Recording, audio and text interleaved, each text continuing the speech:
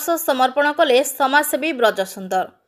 गंजाम जिला कवि सूर्यनगर सहर कनकपाटणा साहिर ओसाकोठी यात्रा मानसिकधारी समाजसेवी ब्रजसुंदर मल्लिक आज 2टी घट कलश समर्पण करथिबा जणा जायछि।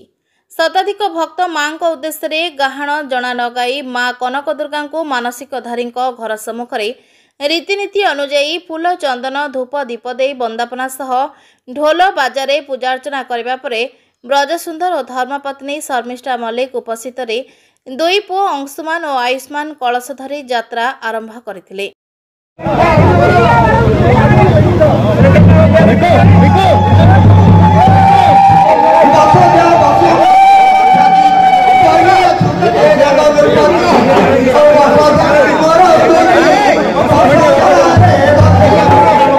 जहाँ कहुच्छी गंजाम लोककला तथा पारंपरिक ओसाकोठी यात्रा प्रतिवर्ष आश्विन मासरू आरंभ हो कार्तिक मासरे उद्यापित हुए। यात्रा उद्यापन पूर्व दिन अर्थात आज अपराह्न मां कनक दुर्गा ओसाकोठी यात्रा ब्रजसुंदर मल्लिक मानसिक कर 2टी कलश समर्पण करथिबा जणा जायछि। सूचनायोग्य जे मंदिररू 11 जन भक्त 11टी घट कलश धरी मानसिकधारी ब्रजसुंदर मल्लिक घर जाए आसिबा परे समस्त भक्तों को ब्रजसुंदर मल्लिक निजे उत्तरीय दे सम्मानित करा जिबा परे द्वार पूजा अनुष्ठित होइतिला। सेठारु यात्रा प्रत्यावर्तन होइतिबा जणा जायछि। अनुष्ठित उत्सव में यात्रा कमिटी साही बासिंदा बंधु वर्ग शुभाकांक्षी माने उपस्थित रही सहयोग करथिले।